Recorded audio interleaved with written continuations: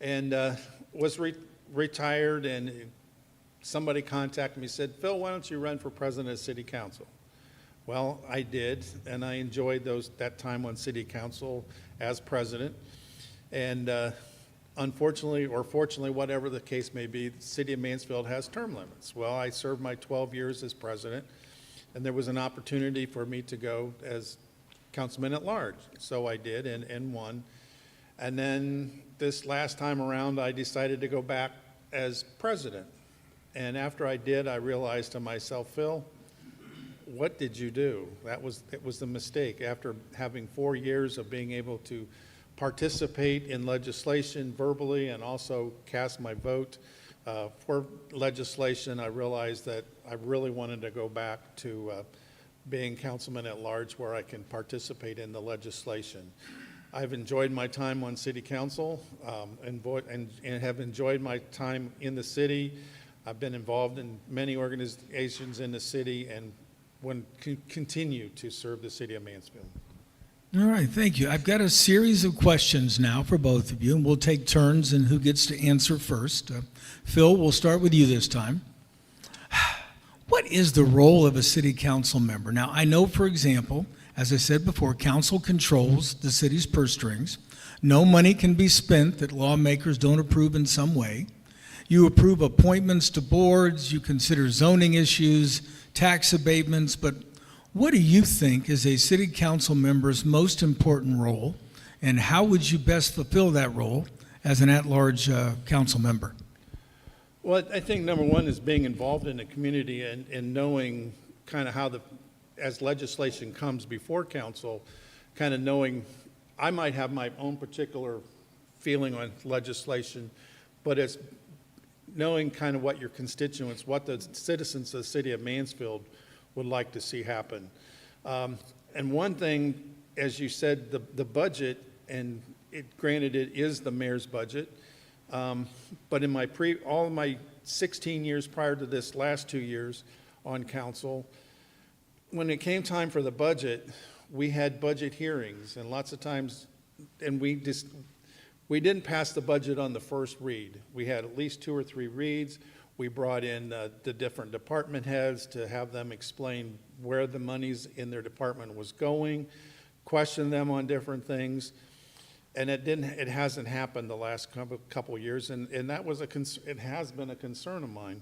And I also checked with previous council members prior to that, and it's pretty much always been that all council, that it comes before council to more than one read on budget, that they discuss it and hash it out before it's just approved by council. So I think, as you touched on a lot of them, we approve all the legislation that comes before the city, but there's a lot of things that do come before. All right, thanks, Phil. Sherry, same question for you about fulfilling your role, and what do you think the most important role is as a council at large member? Okay, so this is interesting to me because coming on council, you know, I was on Mansfield Charter Review and on City Planning Commission, but council's a whole nother thing. Can you guys hear me okay? I hate bending over. I feel like I'm hunched over. So the one thing I learned right away is that it's so much more than that first and third Tuesday. It is committee meetings. It is getting out in the community. It is interacting with the citizens. It's attending ribbon cuttings. It's attending community events. It's doing all these things. It's going to neighborhood watches. So one of the things that I did right away was I made sure that I was attending my committee meetings. You know, I go to them, I show up to them, they're informative, and I think that that's a part that a lot of people don't know. I'm not going to echo what Phil said about, we all know what legislation is. Obviously, the budget's a huge thing for us. That's something we have to look at. You know, we expect the finance director and the mayor to inform us on things, if our budget, how's the projections looking and things like that, and it helps us to make better informed decisions. Being in the city too, you know, I left for Madison when I was in 7th grade. My dad got tired of finding heroin needles in our little alleyway there in East Luther Place. So I lived in the city for about 50 years total, and during that time, you realize that there's little insulated communities. What is important in the south end of town is not important sometimes to somebody in the north end of town. Being in community policing and in these watch meetings, I've had that opportunity to sit down and listen and see those differences and recognize that even though something that may be important to Sherry over here on Wandy Way, but over here for John Smith, it may not be. And I think that as a council member, we need to take all those things into consideration. I encourage that interaction. I love that we've had people that already this year show up. We've had a pretty packed Those council are good. chamber. Those are good. Yeah, and I love that. You know, some people's like, oh my gosh, here we go.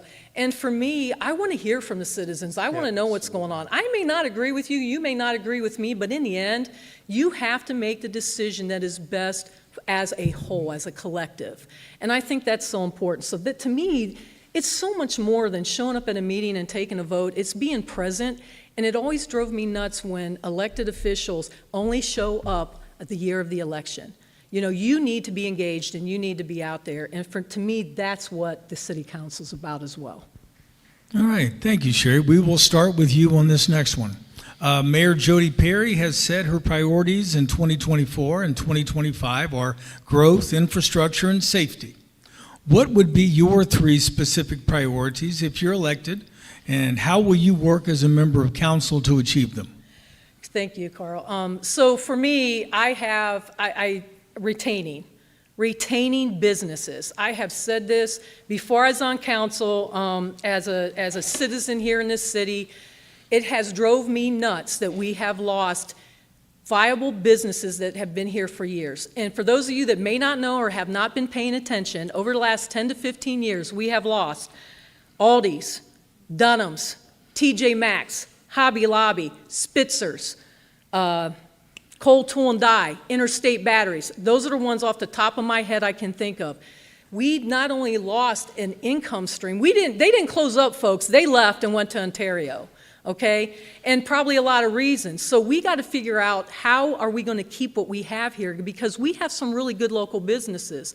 The third part of that is, for me, is I hate the blight. I hate the blight. I think that the last administration, it was kind of a running joke that they ran around and we had all these vacant houses, now we have all these vacant lots. Okay, you drive by, yep, they tore this down, they tore that down. In my neighborhood, I've been there going on 26 years. There were 2 houses that were condemned, one right across from my driveway and one just down the road, 3 houses down. Both of those were mental health issues that helped lead to that. So that's another part that falls into there, and I'm not going to get on that. But we have to take care of this blight. And codes and permits, when I came on in 1994, we had 4 codes officers, and every month a community policing officer would ride with a code officer and go around and address things in the city and tell people, look, get this cleaned up, get rid of these cars, do this, do that. Any of us in this room, what will drive you nuts? A junky old RV or something in a yard next to your nicely manicured yard that you've taken care of, and next door is this train wreck going on. And those are things that we have to address to me. Quality of life issues, those are important to me. When it comes to growth, I am big on that. That goes with retaining, but you also have to grow. And I feel that council in the last couple years especially has done a really good job in voting and passing legislation that has helped our infrastructure. We just voted this year on some infrastructure out the airport to enhance that. And the reason being is that we are getting ahead of the curve. And that's smart, because a business that says, hey, we want to come here, but you know what? It's going to take us 3 years to get the sewer, the water, and everything else we need. So we're going to go over here because they have it. By being proactive like that out the airport and other areas, we are setting ourselves up for success. And I commend the past and the current administration for doing that, because that's important. As far as safety, those are things that's always there. That's something for me, but that's it. Those are 3. So growth, retaining, and the blight. All right. Thank you, Sherry. Phil, same question for you. What are going to be your priorities if you're elected at large in council for next year?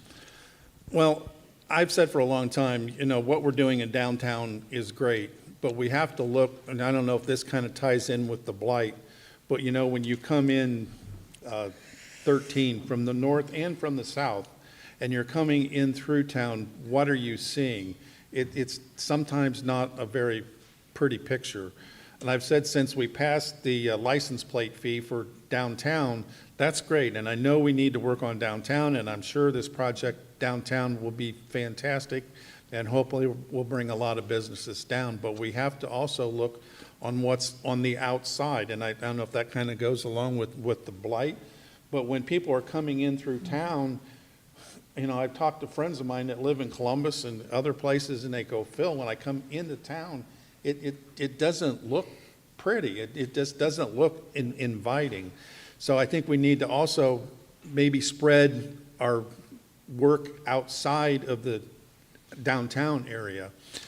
One thing also, I believe, and I think I said in my questionnaire, that we need to attract jobs to keep our young people here. You know, so much we see our young people graduating from the senior high and local schools, and they're going off, they're going to college, and they're not coming back.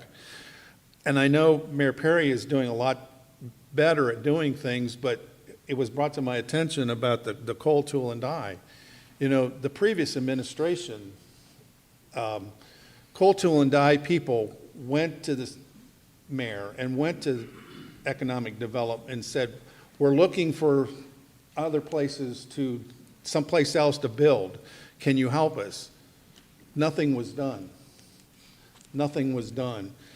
And then when they put up the for sale sign at their old location, that's when the administration came to them and said, oh, what can we do? Well, it's too late. We already bought our location in Ontario. So, and I think some of the, granted, it's sad that we've lost some of our small businesses or the businesses that have went out to Ontario, but it's also some of our demographics that I'm sure in their business plan, they have to serve a certain area where the income is so high and meets different priorities. And unfortunately, sadly, we've lost those to outside areas. All right, thanks, Phil. Now we're going to start with you this time, Phil. I covered my first Mansfield City Council meeting in 1990. God, am I old. In fact, when I started covering it again, a former council member looked at me and said, well, you must be new to this. And I turned and I pointed to the picture of O.C. Hill on the back wall. And I said, well, the first time I covered this, he's sitting where you were. So no, it's not new. I've seen a lot of different councils. I've seen a lot of different local lawmakers over the years. In your opinion, and again, Phil, we're going to start with you, what does City Council do well? What could it do better? And what do you think you will push for council to do differently if you're elected?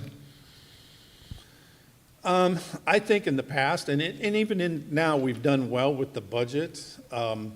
You know, speaking of the budget, I guess one thing that I'm always concerned about that is, you know, I was on council when the city went into fiscal emergency.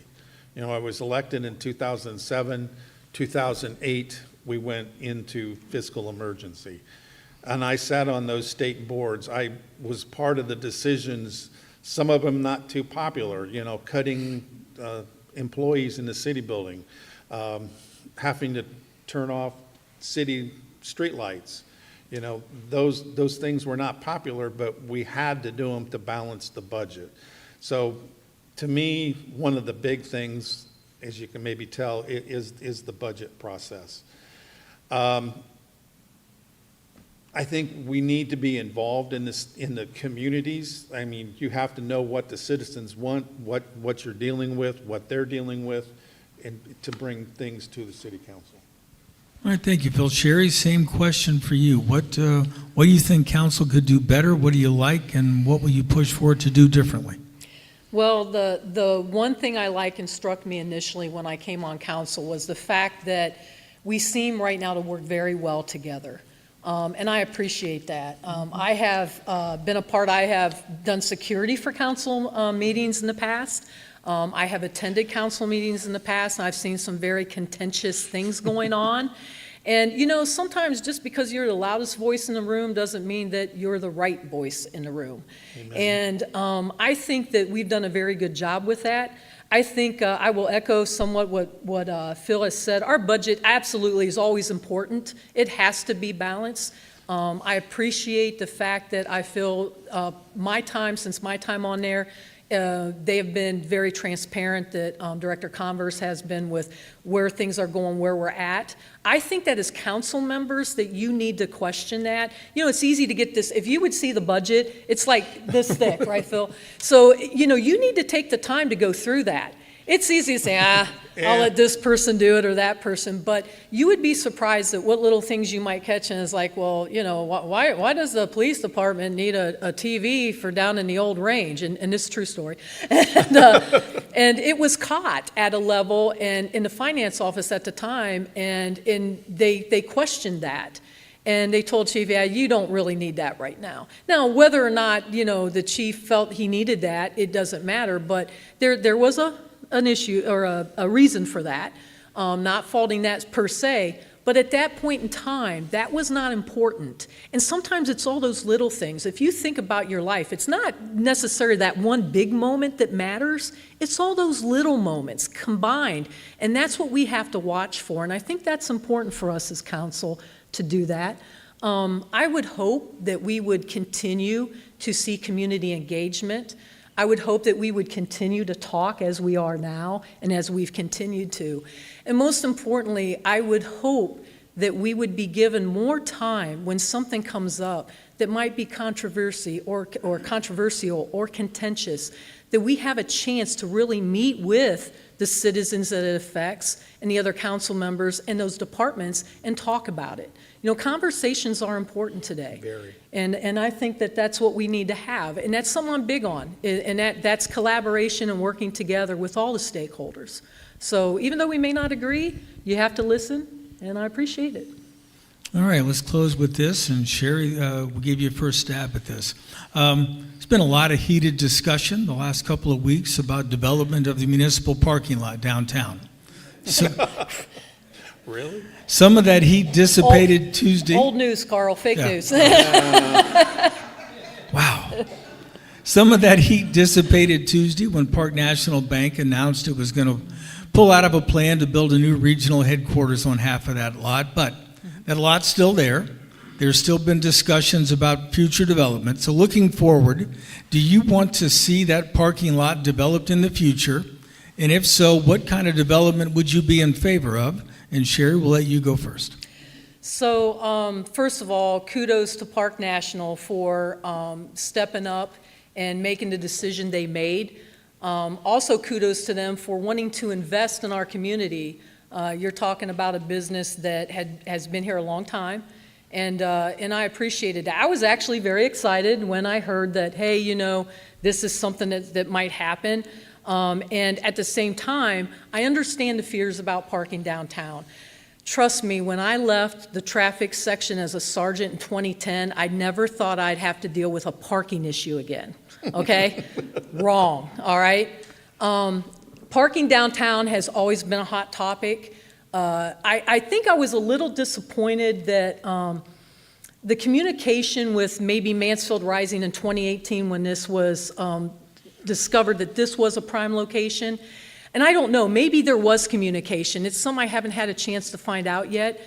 But it seems to me that, okay, we have this plan. It was in there. It was said this is our prime spot, but yet nothing was expressed by anyone, to my knowledge at that time. I don't know if anybody else has that. But again, as you move forward, and I'm not going to beat a dead horse. I mean, it is what it is. I recognized as well the citizens' concerns. I can also tell you that as far as the development there, it would have to be something that is right, and it has to be that fit. Yeah. I said in council that night that I felt that if we would sit down and talk, and really actually instead of getting a perception and running with it, that if we would sit down and talk about it, that maybe there was a path here. And I'm still hopeful that we do have that regional office built here in our city. That would be very nice by Park National. But as far as that area, you know, clearly, I think that it's definitely endeared a lot more than what myself and many other council people have thought. And there's definitely has to be a conversation with everyone involved, and that's when we're talking about local community stakeholders in that area. And we have to have, it has to be the right development. And I guarantee you, if it does come up and it comes up again and they decide that, hey, we got this, Amazon wants to go there and they want us to build a 10-story building, whatever it is, on this little lot, we have to have all the people at the table and we have to make an informed decision on it. And it has to be the right one. And I guarantee you, we're still not going to please everyone, okay? No. And that's the thing. Phil alluded to difficult decisions during fiscal emergency. Council's about that too, about difficult decisions. So, I mean, is that anything else on that I'm missing? I think that's fine. Phil, same question for you, sir. Well, I just think we have to be very careful what we would do with that parking. And because I think we have to keep it as parking. Now, if down the road, we look at possibly a parking garage with businesses on the lower level or something along those lines where we're not just totally displacing all those parking places, then maybe we can explore that. But I think just to do away with half of the parking out of that lot down there on the corner of 4th and Main, we can't do that. And I too hope that, Park National finds another location within the city. Maybe it's not downtown in the Carousel District, but someplace where they can expand their business and have the regional offices here within the city of Mansfield. I've got one that maybe I'd be welcome to suggest to them, but I'll keep that to myself and maybe talk to Chris Heiner about it. But I think we have to be careful with what we did, and I think maybe in some ways we didn't get all the players together, and in some ways maybe we got the cart before the horse before some of this was released to the public and all the stakeholders weren't informed. Very good. I do have 127 more questions for the both of you, but when I look at the time, we will have to skip 127 of those. But thank you. Thank you both, Sherry, Phil. Thank you both for being here. Thank you, Carl. Thanks, everyone. And with that, I will toss it back to Brittany while we get ready for the next conversation, which will feature our candidates for Mansfield City Council's first ward. All right. Yes. The next pair of candidates, please come sit in the hot seat. I mentioned before, well, first of all, thank you to DRM because our audio for the live stream is working now. So, yay. This is live theater, baby. So I mentioned before that we want you guys to cast informed votes. And the best way to do that is to go to richlandsource.com/elections. That's elections plural with an S at the end. All of our election preview stories will be on that section. So every single issue, candidates race, whatever, that will all be there. So please check it out, richlandsource.com/elections. Thank you very much. All right, joining me now are the two candidates to represent the first ward on Mansfield City Council. We have Republican Michael Miranda and Democrat Amber Thompson. Now, whichever one wins, we're going to have a new face on council. Current ward councilman Laura Burns, who's had that seat since 2020, is not seeking re-election this year. This is the first time either of these two folks have sought a seat on City Council, so we're welcome to both of you. Thanks for being here. Thank you for having us.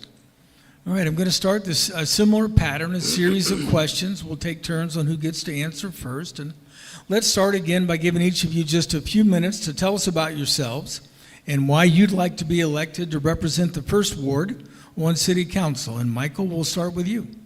Thank you, Carl. Thank you, Richland Source, for having us. I moved here in 1999 from California. Bit of a shock of change, but a delightful change, and I wouldn't change anything I've done.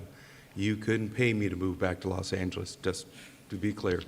But oddly enough, when I first moved here, Mansfield had a very similar outlook of where I grew up in Pasadena was when I was in high school, a lot of closed businesses, boarded up businesses. Through the course of time, they've done a wonderful job down here in revitalizing it and in going into a good direction. So as life has come upon me, I ran for Charter Review Commission a couple years ago and thought to myself, you know what, that made me feel good, but you really didn't have much input or say-so on a day-to-day basis of what goes on in the city. So as a local business person involved with a board for the local Shriners, Middle Ohio Youth Mentoring, and several other organizations that I try to help as we can, it came to me, you know what would make me feel whole, would make me feel good, is to be able to do something good for a community that's been very, very good to me. The one big difference I'll share with you from Pasadena to here, people are nice here.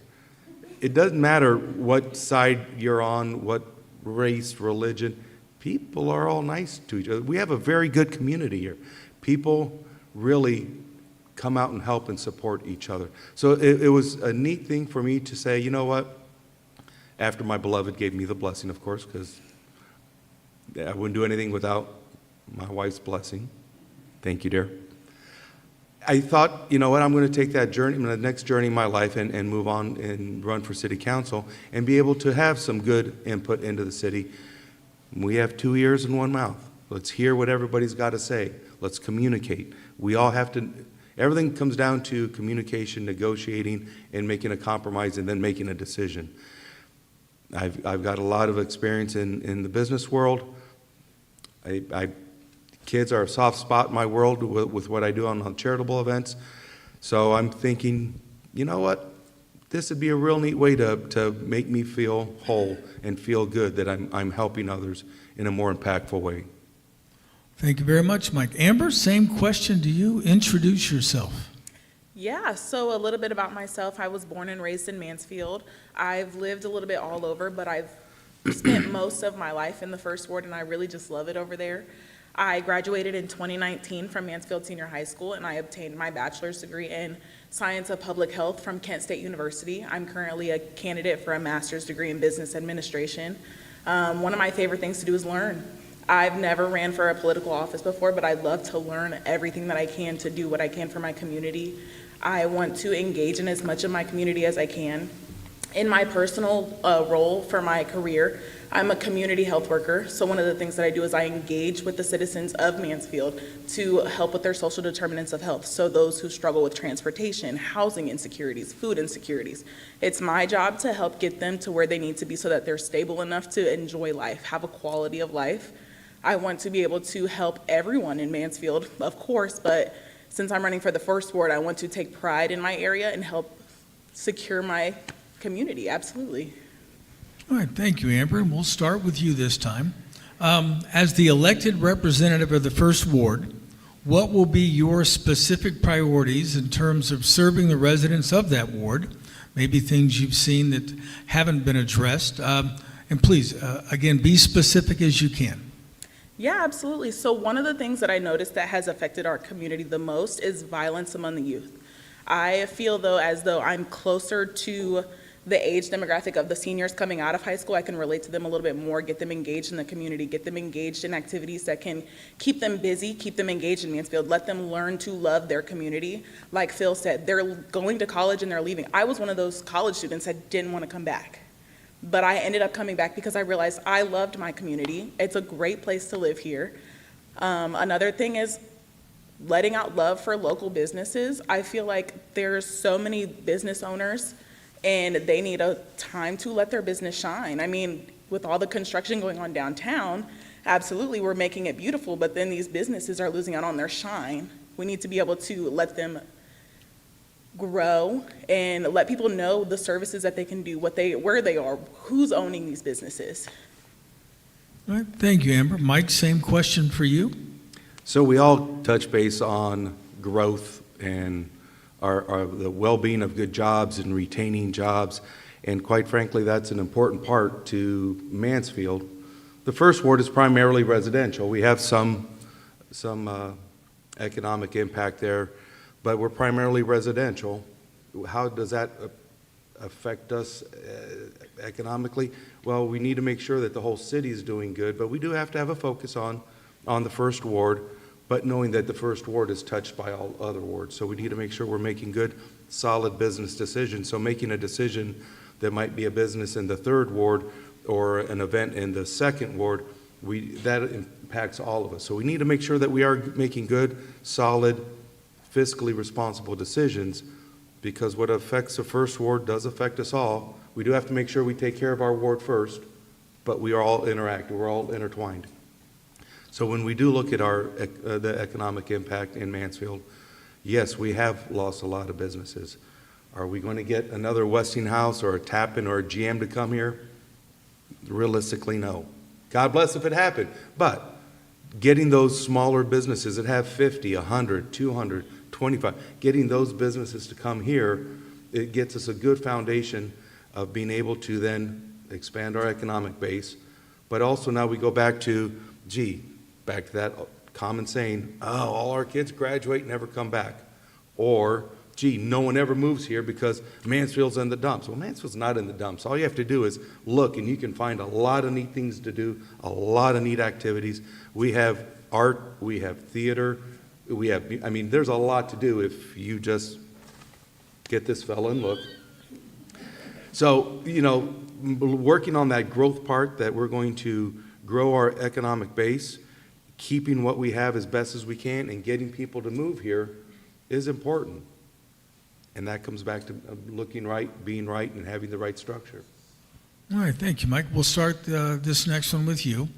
One of you two is going to be representing the first ward when council meets in January, and I'm going to get to sit in the front row and listen to what you say and do. So I want you to tell me, as you prepare to be on city council, what would you do differently than what you've seen city council do in the past? And Mike, we'll start with you this time. I think the most important thing, being the new person on council, the folks before us, already there, well-versed, know what goes on, know the ins and outs, limited things you can learn by sitting or listening to the chambers. But again, I think listening first and listening to the people, listening to community leaders, the decisions we would make impact everybody. So it can't be just what my feelings are. My feelings are what they are. But I also need to make sure that we have a good balance with what we have in our community, because our community is a lot of different people. It's not just Mike, it's not just Scott, it's not just you, it's everybody. So knowing what makes the community tick, I think would be a very important factor. Starting off, not knowing all the ins and outs, all the committees, listening, learning, and retaining what's going on, and listen to the people. Very good. Amber, same thing for you. When you take your seat in January, if you win the election, what are you going to look to do differently? Yeah, absolutely. So I'm going to be 100% transparent. I have not had the chance to make it to any city council meetings. With me being in school, a lot of times my classes are on Tuesdays when the meetings are being held, but I do review the minutes. And when I review the minutes, I read the conversations that are being said, and I do feel as though if I were to take the seat, one thing that I would do is always hold my constituents' opinions in mind. Their opinions are what matters when I'm making decisions for my ward. Their opinions are what would hold my values to. I would like to align myself with what my ward is feeling. So the biggest thing that I feel like I would like to do is just get acquainted with everybody on council so that I could know how things are operating and then know where I would stand with a lot of situations. All right, thank you. Amber, we'll start with you this time. There was some discussion a little bit ago about the council's role in determining the city budget and how the city spends money. Now, the mayor submits a budget every year, but it's up to council to approve it. If you're elected, what do you think your role is in helping the administration create a budget that will best meet the needs of the people in your ward? And if you have specific examples of things that you would request or require from the mayor and finance director in terms of the budget process. Yeah, absolutely. So one of the things would be to thoroughly review the budget before anything is approved, 100%. You need to know what is in there, what is being approved, why it's even in there in the first place.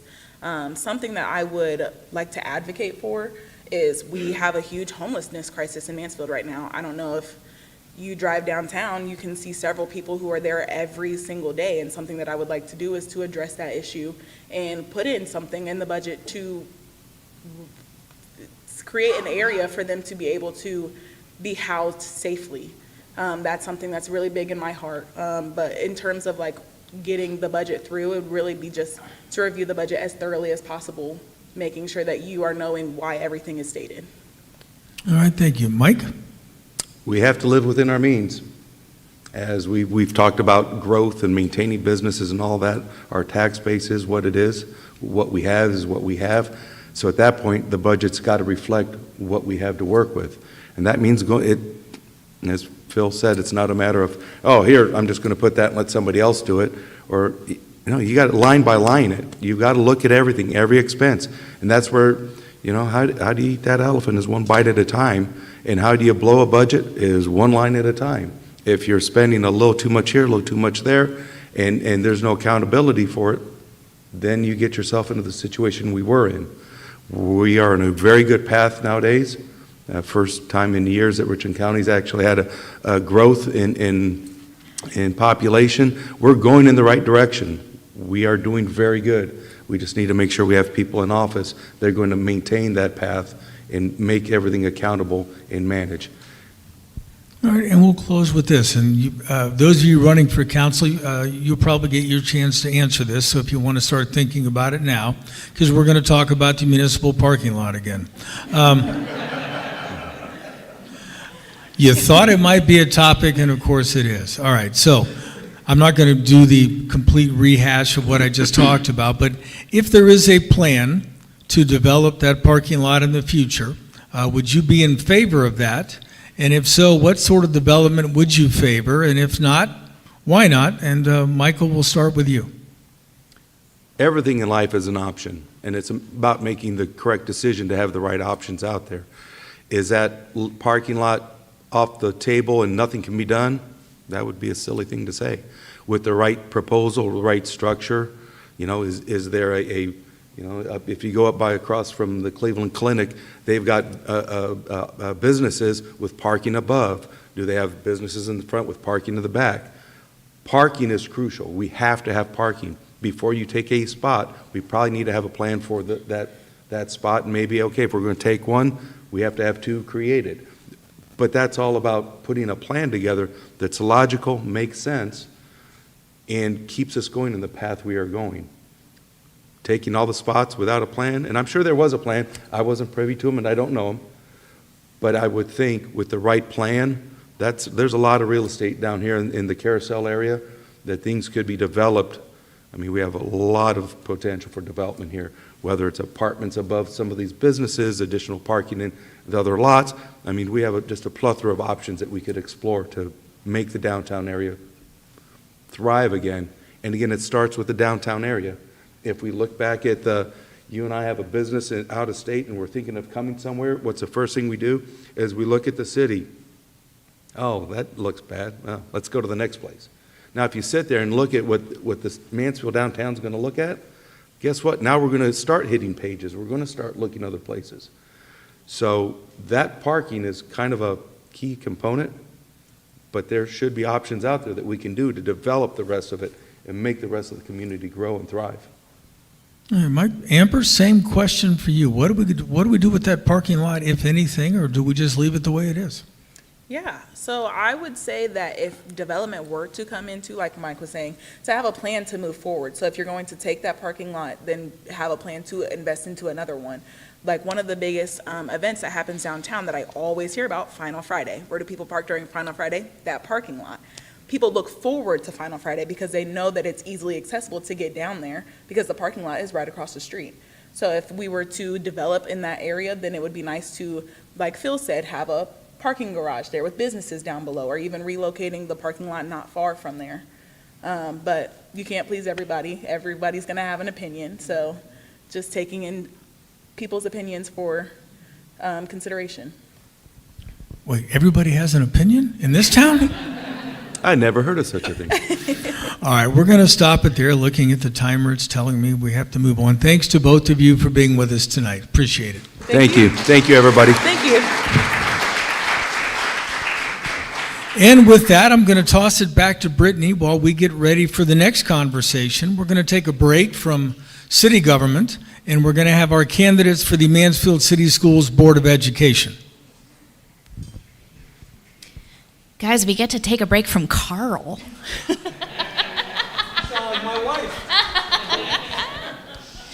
All right. Mansfield Board of Education candidates, please make your way to the stage.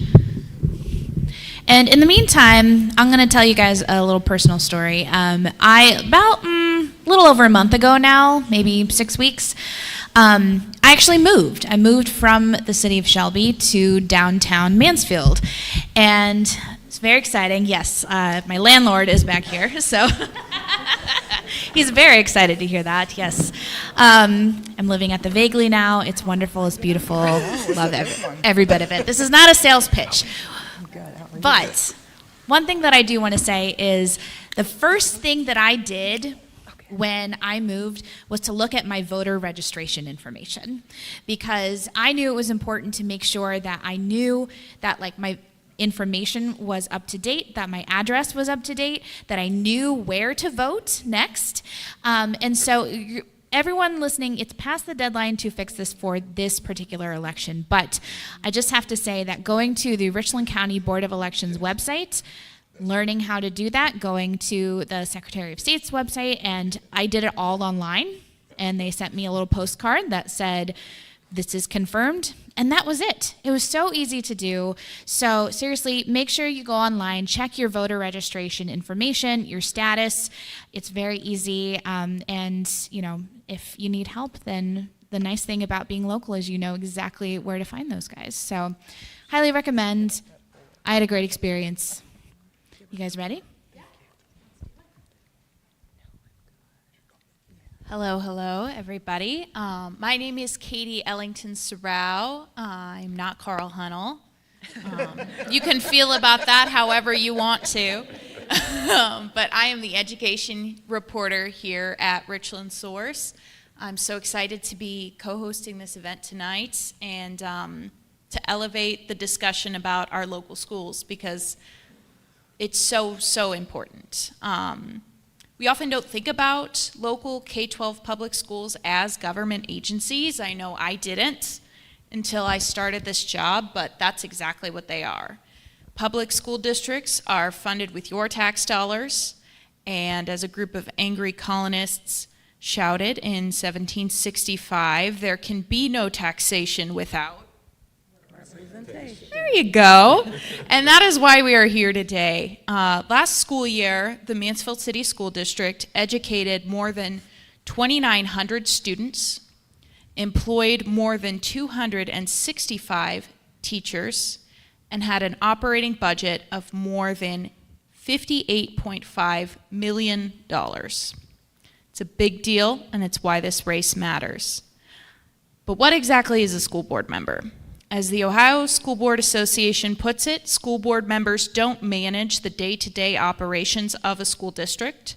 They see to it that the system is managed well by professional administrators, namely the superintendent and the treasurer who the board employs. School board members are in charge of setting policy, approving budgets and expenditures, and they also serve as a kind of ambassador, sharing community concerns and priorities with the folks running the schools. They're accountable for ensuring the financial health of a school district and providing an additional layer of oversight. And if you live in the Mansfield City School District, they're elected to represent you. So with that, I'd love to turn it over to the three candidates tonight. We have 5 running for 3 seats. Unfortunately, our incumbents, Linda Golden and Chris Ellswick, were unable to attend tonight because there is a school district insurance meeting, and they are on that committee. So I'll let the 3 of you introduce yourselves. Tell us a little bit about you and why you decided to run for school board. You can thumb wrestle over who gets to go. No, Gary, why don't you start? Yeah, I'm go ahead. sorry. I was brought up to always let the ladies go first. You know, so I've been on the Mansfield City School Board for 6 years. I lived in Mansfield pretty much all my life, other than my college years, and about 3 or 4 years I lived in Cleveland, and then I came back to Mansfield. I love Mansfield, and I actually love Mansfield City Schools even more so. Probably 80% of my success that I've had in business, and I've run an insurance agency for the last 40 years. I just had my 40th year anniversary, and over half of that is basically because of what I've learned in the Mansfield City Schools. So I remember when I was in 1974, when I graduated, Mr. Glass, some of you might know who he was a superintendent, and he was giving the speech to our group who graduated. And I sat there as a graduating, and I said, I have to be a part of Mansfield City Schools when I graduate. So when I came back, I lived in Madison, so I couldn't run. There were some other things that happened, but I was able to get on the board 6 years ago. I think that we're trying to make a difference. I think we are making a difference, but most importantly, we have to educate our children, because our children is Mansfield, and it will be Mansfield for the future. So I'm Rebecca Wayman, mother of 4, lifelong resident of Mansfield, born and raised here, very proud of my city. When I was first approached about school board, I was like, no, not me. I'm not that person. But, we got to talking about it, praying about it, thinking about it. And I have a big servant's heart. I like to serve the community. We do a lot of work with our church, a lot of work with the homeless population here in town, a lot of work. I've worked my entire lifetime with kids in some form, way. But when I got to thinking about the school system and how much it has impacted my life, as an alumni of the city schools, it really has been important to me.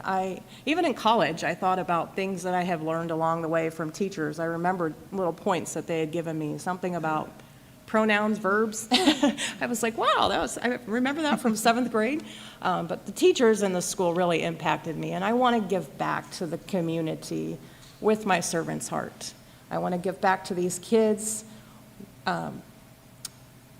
really focus on a lot of issues that I feel like have kind of been going into the dumps lately, and so we'll get more into that if you have questions, but I want to get more involved, and I'm going to have to get my feet wet and see what's going on, actually, because I've never served on a school board before, but I'm going to hit the ground running. Hi, I'm Dina Hamilton, born and raised here in Mansfield, graduate of Mansfield Senior High, 1990. I am community, very involved with our community. I have a nonprofit organization that I've ran for the last 10 years, Love on a Mission, and we the youth have always been a part of my life. Back when I was attending church, I was always involved with our youth, led youth groups, and then after my twins, I have twins that are that came out as gay, and after they came out, I started this nonprofit, Love on a Mission, looking around at the area. There was nothing really for the LGBTQ community. I am a fierce advocate for safe spaces for them, and so at the end of the year, I'll be resigning from Love on a Mission, and I am hoping to, if elected, change my advocacy to Mansfield City Schools, and still continuing with youth and be a voice for the students, supporting our teachers, and just always having that communication with our community. Thank you all so much. So Dina, at this time, we'll start again with you and work our way back.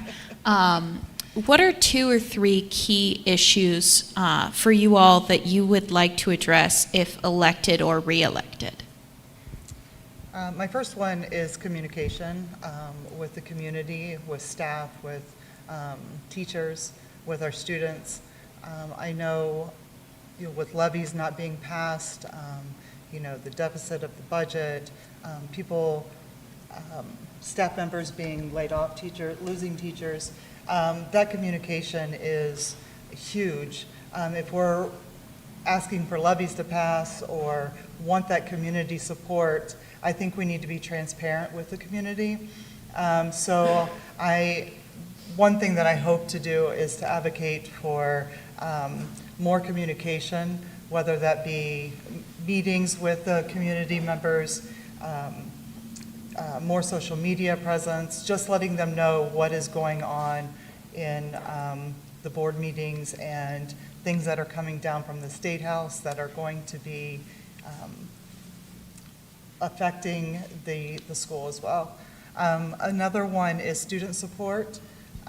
Being a support, all of our students are very important to me and important to a community and families, but they all deserve to be in inclusive, safe environments, and that is something that I want to make sure that is there for each of our students. My third thing is teachers and support staff, to make sure that they are supported and are well trained as far as being able to, well-trained as far as making sure that they are creating those spaces for inclusive, to be inclusive and safe for each of the students. All right.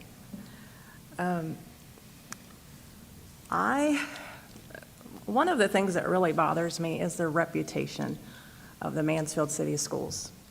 For some reason, we just keep getting a bad rap. I don't know where it's all coming from, but I would like to see like an improvement, like a specialized improvement program to be enforced in the community to rebuild the reputation of Mansfield City Schools. With the charter schools that we have in our area, we have lost a substantial amount of students to those charter schools, and we need to bring some kind of pizzazz back to the Mansfield City Schools, build up that reputation and bring it back to show the community that we can service those students, because what we don't see in the background is that we're also losing money to those charter schools. Mansfield City is paying for certain things for these students to attend, transportation, they're losing money. So we've got to bring back the reputation of the Mansfield City Schools. Also the financial accountability, stability. The federal government has really given us a run with pulling out these funds.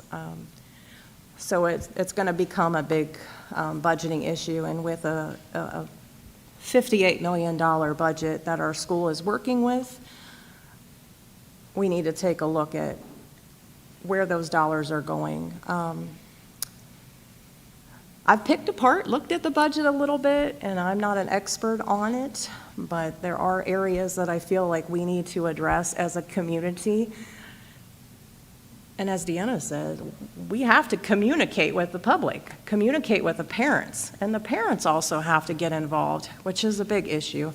The parents have to get involved and become concerned about their kids. And it takes a community. I always believe that, and it takes a community out there to raise these kids. And I just feel like sometimes we're not getting the support. But the financial part of it, we really need to observe closely and because what we're doing right now just doesn't seem to be working. It's not fair for the teachers. They're picking up second and third jobs to support themselves. But yet, we have also funds that we're losing from, like I said, the charter schools. So bringing the kids back, financial stability, and also improving for the students, improving the school system, making them feel like they're important in the everyday operation. A lot of kids that I talk to just feel like they're a number in the school. So, and the teachers are, what we don't realize is that some of them are facing angry students, students that aren't fed, students that don't have sleep at night, students that are working.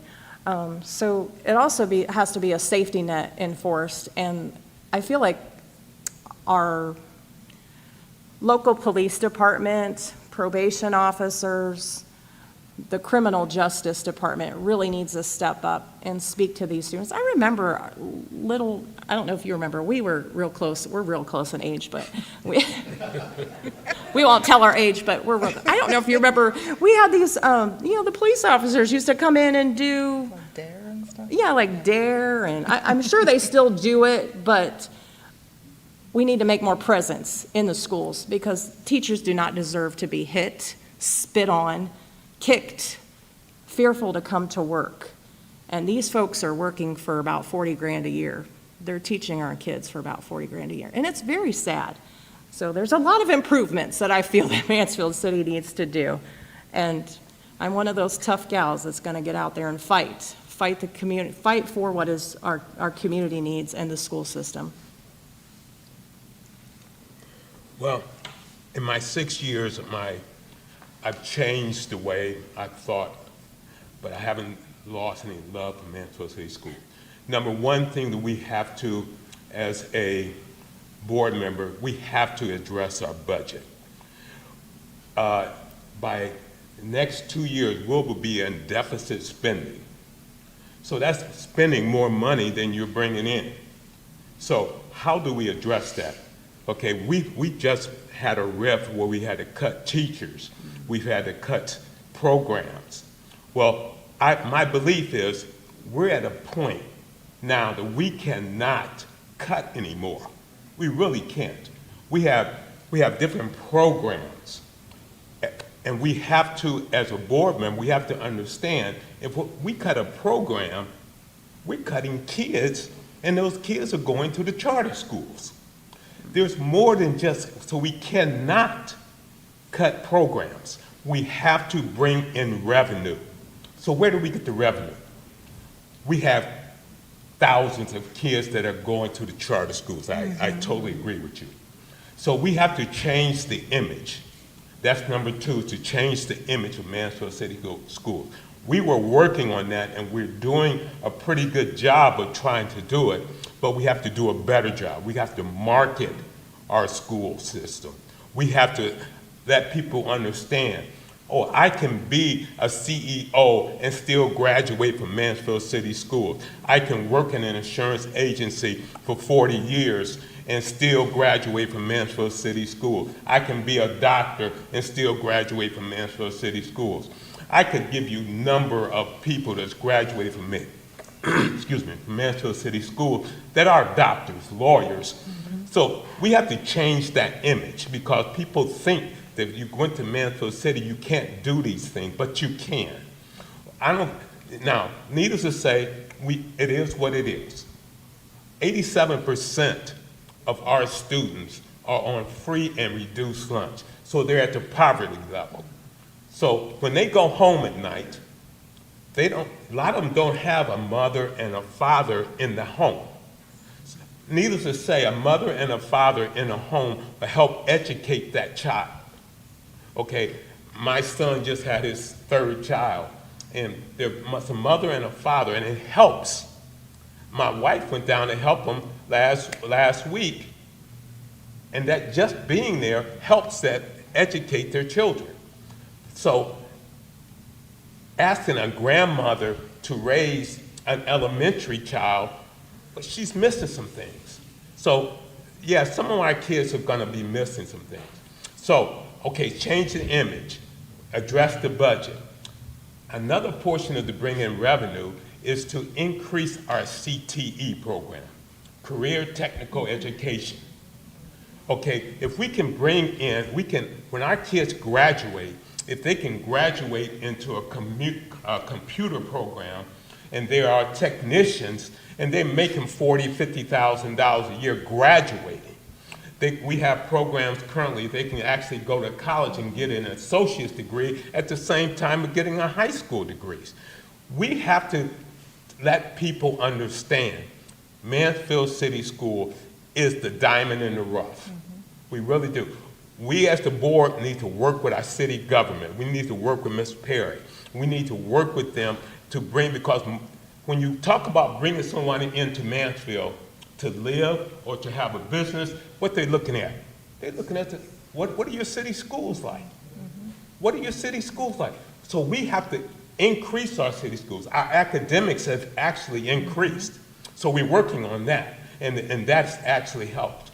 So change the image, work on our budget, and increase our revenue by increasing our CTE programs. Thank you all so much. So Gary, we'll stick with you, and you had kind of alluded to this some, but before the start of the school year, there was a big riff. The school board, if my numbers are right, reduced its workforce by about a dozen administrators and administrator, support staff, and around 60-plus educators in order to avoid a negative cash balance in the operating fund. As a school board member, how will you all ensure the district lives within its means, doesn't end up in that place again, while still providing a quality education to the students? That's good. I was in a classroom yesterday. A second grade teacher had, when we were reading to the kids, she had 21 kids in her class, second graders. Now, I commend her that she can handle 21 kids. Now, if we want to make our city schools better, that's why I said we cannot cut our way through this. We can't cut any more teachers. I think our contract says we can have 25. We don't want to give her 4 more students. That's tough. Okay, so we have to, again, increase our revenue. Okay, federal government is cutting our funds. State government is cutting our funds. We have to do so much to provide for charter schools, for private schools. We're on the attack. But doggone it, we are here and we're going to make it. We're going to educate our kids, we're going to educate your kids and grandkids, and they are going to be able to be successful. But we have to look at our budget. We don't have any place else to cut. We got to bring in the revenue. I agree, it was a sad moment to hear about the staff being cut, and a sad moment for the kids, because that meant more students ratio to teacher. We do need to focus on somehow bringing in more revenue, and as you hear about the cuts in the news, the federal government, the state government cutting our funds, it's becoming a very scary world, and it's hard to find that happy medium for the teachers and the students. We need to find ways, be creative. If we have to write grants, if we have to contact our federal politicians and voice our concerns, but we got to stir up some kind of issue here in Mansfield to let them know that we are concerned about our kids and the staff. Like I said, these teachers are teaching on a shoestring budget. They get no allowances for school supplies. These kids are showing up with nothing. It's a very cruel world that we're living in, and we've got to make some kind of way to make the income come into the school system. I'm not for sure how it's going to happen, but I'm willing to go out there and fight for it. And if we got to write 18,000 grants to beg and plead for money, and also, like I said, contact our federal government to get the money in here. But it's a sad, I don't see us cutting anymore and being able to survive. I think they're both correct as far as the revenue and the voucher, that the voucher program that's come down, and, you know, we have to provide the transportation. But I think, yes, we've cut a lot of we've cut a lot of teachers. However, I think we need to look how many students we have and make sure the administration and the teachers, they're right-sized. Like, we have enough, is it balanced, or is one side heavier than the other? I know there was a lot of teachers, I know there were some administration, but I think that is something that could be looked at as well.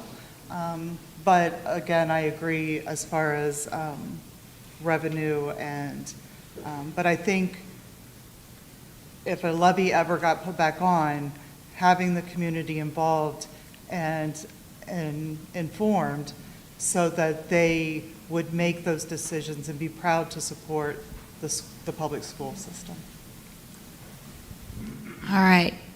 Brittany has just given me the signal that they're going to yank me off with a cane in about 5 minutes. So I'll ask for a brief answer. But in these discussions, candidates are often asked about the problems that their institutions face and what they want to fix and what they want to do differently. And we've talked about all that. But I want to end our conversation on a slightly different note.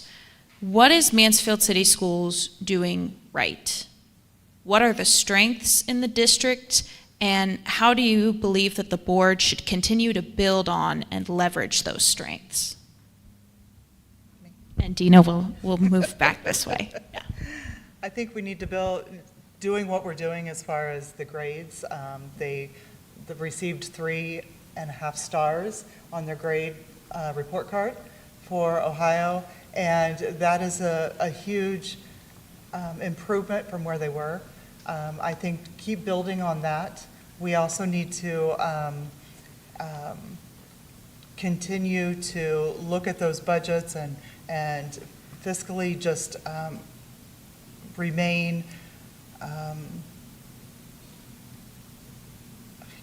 my mind just totally went blank, to remain fiscally responsible with the money that we do have. We do need to be creative as far as the voucher system, looking into that. And I know Columbus schools, they're giving, the students that are at charter schools, they're giving them, a gift card of $800 or something like that for gas, and they're not busing them. Now, I'm not saying that's something we can do here, but being creative and thinking outside the box of what would save us money in the long run. So I think the school district really has improved on their overall state report card. It's coming up.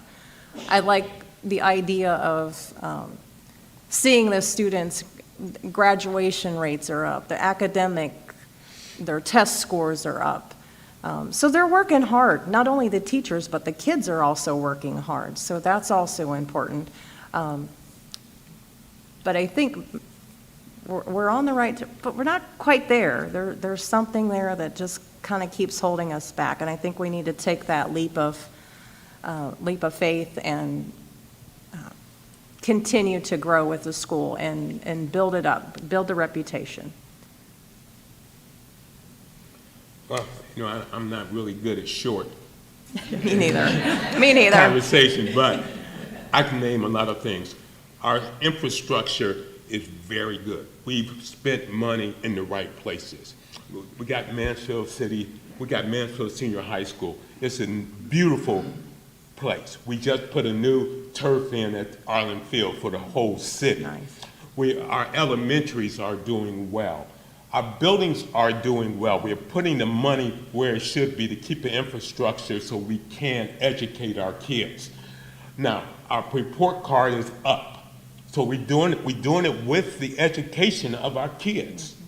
So that's a good thing. So there's some more we can do, the more that we are doing, and we're trying and we're working extremely hard to do that. But if you really think of infrastructure, education, that is huge. And those two things as a base, you can build from there. Well, thank you all so much for having the courage to come tonight and talk live and in person, and for your interest in serving our schools. With that, I'll dismiss you, and I'll turn it back over to Brittany. All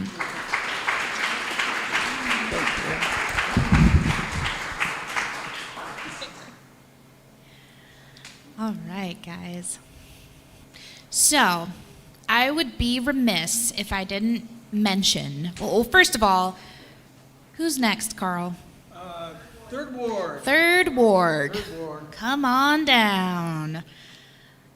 So I'd be remiss if I didn't mention that the entire reason that we are able to do events like this and journalism that we do is thanks to the support of our members.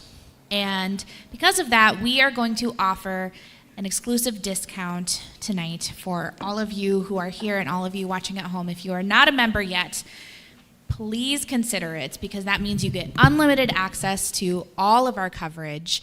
And if you use the code VOTE25, so VOTE25, you will get 25% off any tier of membership. So all tiers of membership are 25% off. I'm going to tell you right now, I'm a little biased, obviously, but those kind of deals don't happen very often here. So I would highly recommend you guys jump on that. So vote 25, 25% off all of our membership levels. Ready? Thank you very much. I meant to say this at the beginning. I usually don't forget things, but every day I get another year older, and I tend to forget more. The only thing more important than people voting in an election are the men and women who actually step forward to run for office. So I'd like to give everybody that's here, if you could, a round of applause for willingness to step forward to try to seek a public office.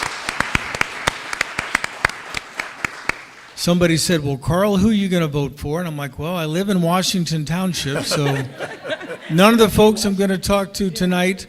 But to me, everybody, every human being that is willing to put their name on a ballot, God bless you, because this democracy stuff don't work very well if we don't have people who run for office. So, speaking of that, joining me now are the two candidates to represent the 3rd Ward on Mansfield City Council. We have Republican Reverend L. Akuchie and Democrat Crystal Davis Weiss. Thank you both very much for being here. Thank you. Now, Reverend L. is seeking his second term on council. First elected in 2021. This is Crystal's first try at City Council. We've got a series of questions for both. We'll take turns in who gets to answer first. And I always like to start with this one. Tell us about yourselves and why you'd like to represent the 3rd Ward on City Council. And Reverend L., we'll start with you. Thank you. I apologize.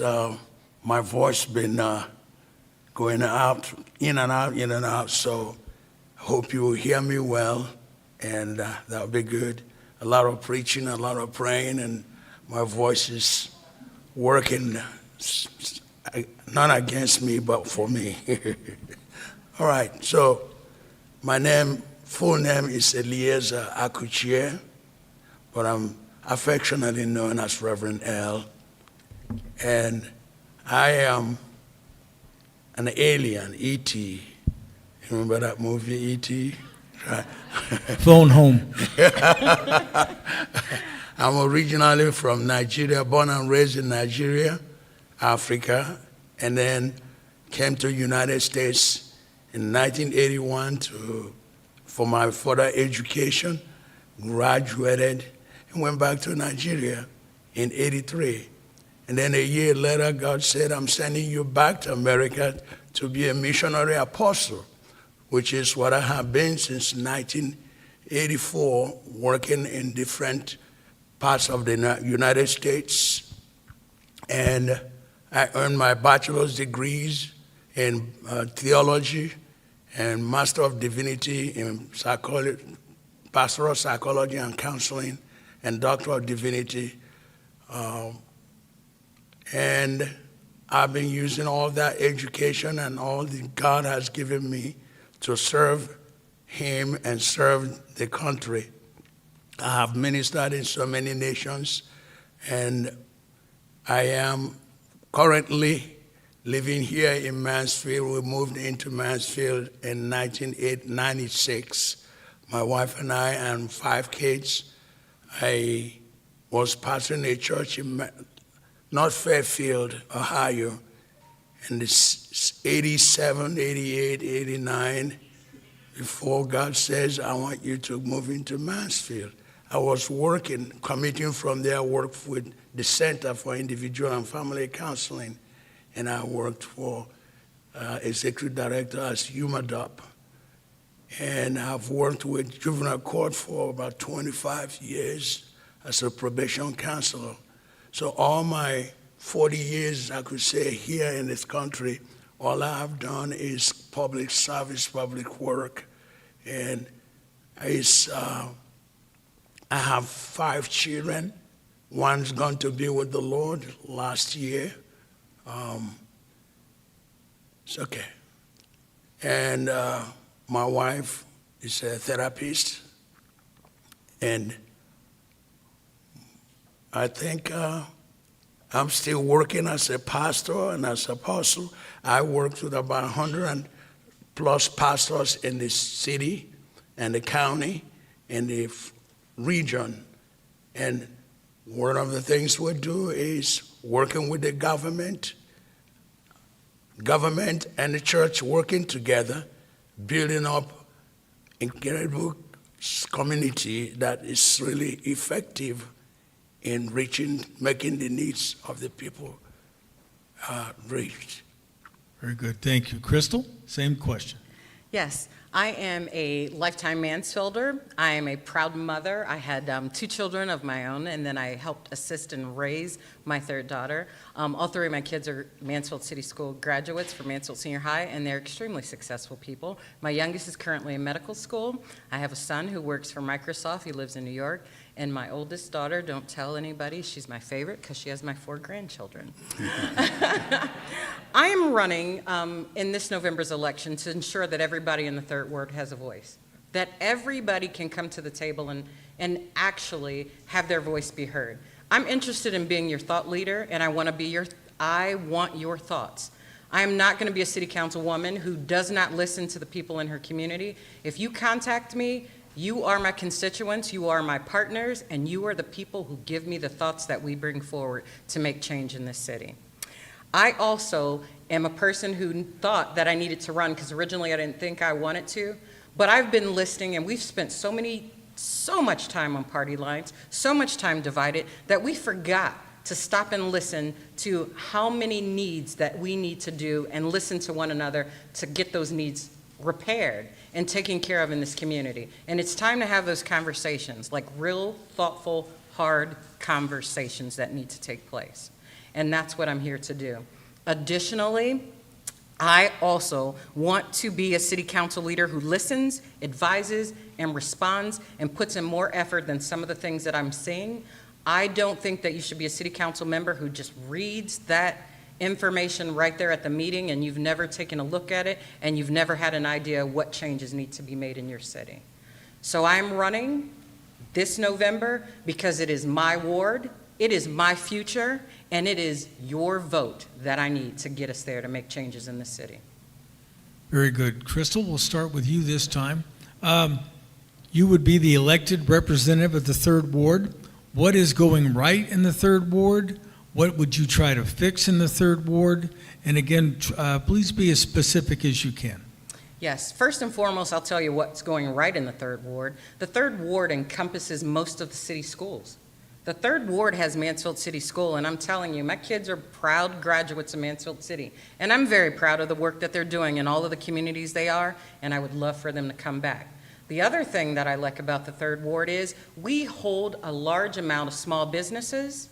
We hold a large amount of aging families, and I even say I'm getting there myself, beautiful silver hair. The third ward is allowing lots of people to age in place. Our community is relatively safe, and we're doing some great things with that community. Walking paths, people are free to walk their dogs, and I'd like to maintain that. What I would like to do to improve it, those are all of the things that are right. Was the second half what Yeah, improvements? what would you like to see changed or made better? Yeah, what I would like to see changed or made better is I am very upset at the point of when I'm looking at blighted households. One of the things that the third ward always offered was sustained house ownership and value, property value. We're looking at something a little different now. And what I would like to do is, I would like to work with the schools because we have to have education that makes us competitive with other cities. Do we realize that the city of Mansfield, our average median income is about $43,000? And although that might sound great to people, that's $30,000 less than the average state's average. This is ridiculous, $30,000 less. I would also like to see us work with unions. We need absolutely sustainable, but we need wages that are valuable enough so that some of the kids that I've taught being an educator all that time can purchase homes in the community. I would be proud as all get out if I was like walking next door and staring at one of my former students. But I'm talking to former students who can't even afford, if their parents gave them the property, they can't even maintain it. That's problematic. And I want to know how we fix that. And what I would do is, I'd like to work with other cities who look like ours. I want to look at other cities to see what is happening that their household median is 30,000 higher, and how I help the mayor, and how I work with my other constituents in city council to do something different about that. It's just time for change. And I believe in it, and I am a woman who's working in action. So point me in that direction. All right, thank you, Crystal. Reverend L., same thing for you. What's going well in the third ward, and if you're elected to another term, what are you going to push to make different or change? Well, I'm glad you asked. That's a lot of things that are going well in third ward. I'll start with West End. In fact, when Mayor Jody Perry, we looked at how all the entrances to the city, how we're going to make it better so that people coming into Mansfield, the first thing they see will not be blights and so on. They will see Mansfield differently.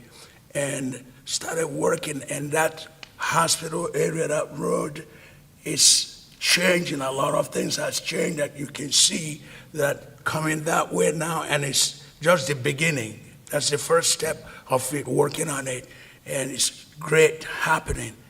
And then you look at the parks. The parks are changing. You know, working with the city also, we have sidewalks that were not there before. You can walk through and walk your dogs, and there's Maple Lake Park, swings and everything is changed. So there's a lot of things going well there. And our third word is blessed.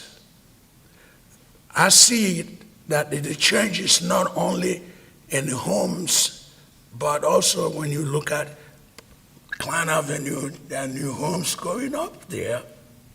You look at all around, all the houses that were demolished are not just sitting empty land, but people are investing and building there. So those are good things that are happening, and the things that I will continue to see, that it will continue to happen and it will continue to grow, and that third word is not a place that we think that the houses are dilapidated or something. Our houses in third ward are great houses, and all the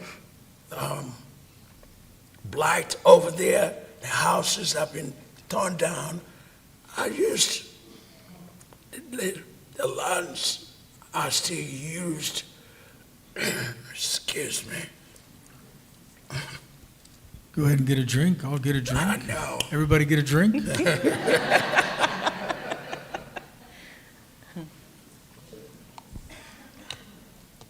So I do not represent only Third Ward. I represent the whole city of Mansfield. And one thing that I love about our city council, if you sit there and watch, you will not have that acrimonious situation in so many councils chambers where Democrats and independents are fighting against each other. You will not, unless you look at, somebody tells you, you will not know who is a Democrat and who is a Republican. And we work together for the betterment of the city. There's no kind of argument or fighting over party issue. That happens some other place. In my 4 years here, I have not seen that. We work together as people who love Mansfield and serve Mansfield for the betterment of everybody, not just my Third Ward, but that's what I do. All right, thank you, Reverend. Now, we'll start with you this time. Let's talk for just a minute about the Miracle Mile, Park Avenue West, West Park Shopping Center, traffic issues. I don't think we put out speed bumps this summer, but they had them last summer. Talk a little bit about what's going on there and what you would, as a representative of the Third Ward, what would you do to try to improve things there? Well, there's some discussion going on and shutting down that the property and the mayor and the engineer, and they're still working towards that, finding out the law, the property laws from the owner of the property. And also, it's not something that a city councilman would go and invest or get a business in there. The city council, the city mayor and engineer and all of that are negotiating with people who are interested in investing or buying and doing something with Miracle Miles. Talk it over with the mayor and so on and so forth. Then the speed bump, all of us know why it was there, and it was to slow down accident and death that has occurred there before. I don't know if we are going to stop doing it or not. That would depend on what the chief and the police department sees. I know that the people in the city were concerned about it, but we were concerned as a council about the loss of life as the kids drive there crazy. It wasn't the same Miracle Mile drive that it was about 20 years ago or 15 years ago when people were more conscientious about others. These days, the children are just out of their mind. They just get on the road and start driving like they are sitting on a speedway. So I think that's why the speed bumps were put in there. And it slowed down and it saved life. And so,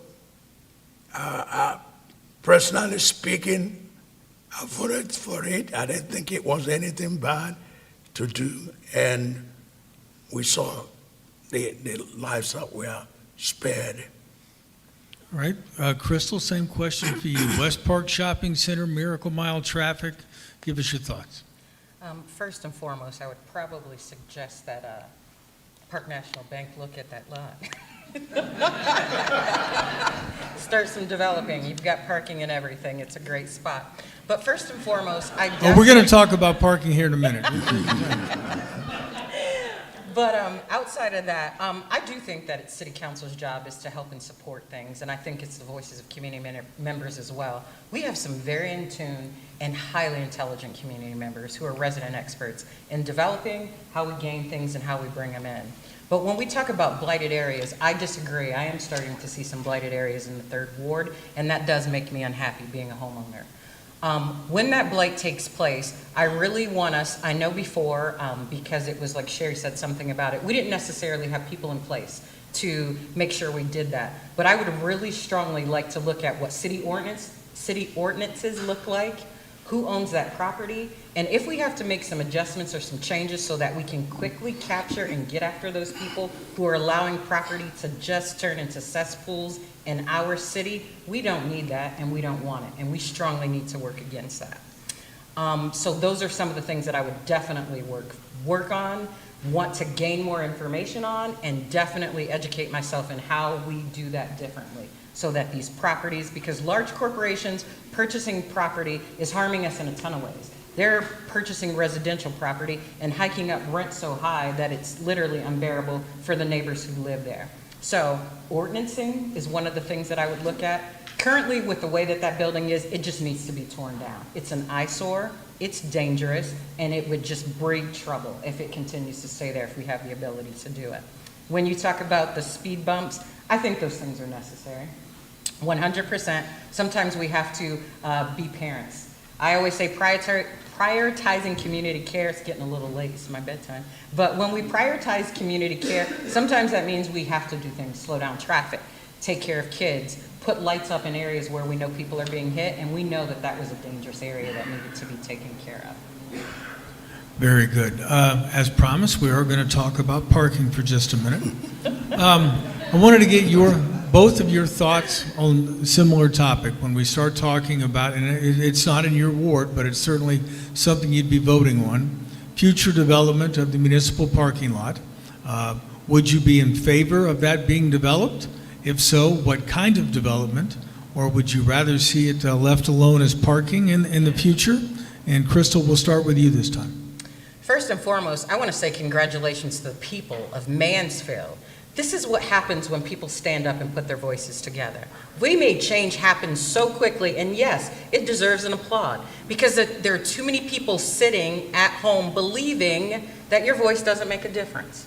And I'm going to tell you completely different. Your voice is vital, and your voice is needed, and this time is critical. We are currently watching some decisions be made, and one of the things that I said that I would like to do is I would like to absolutely propel meaningful impact in my city.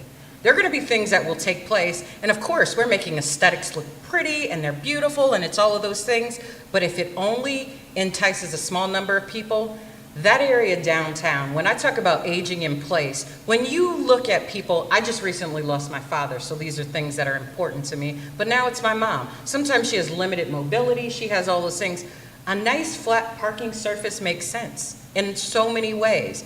I'm a woman who travels often, so I take tons of transcendental experiences, and I'm all over the world. One of the things I can't stand when I go to larger cities is I have to park my car at a hotel and call an Uber just so that I can be let off in front of a place.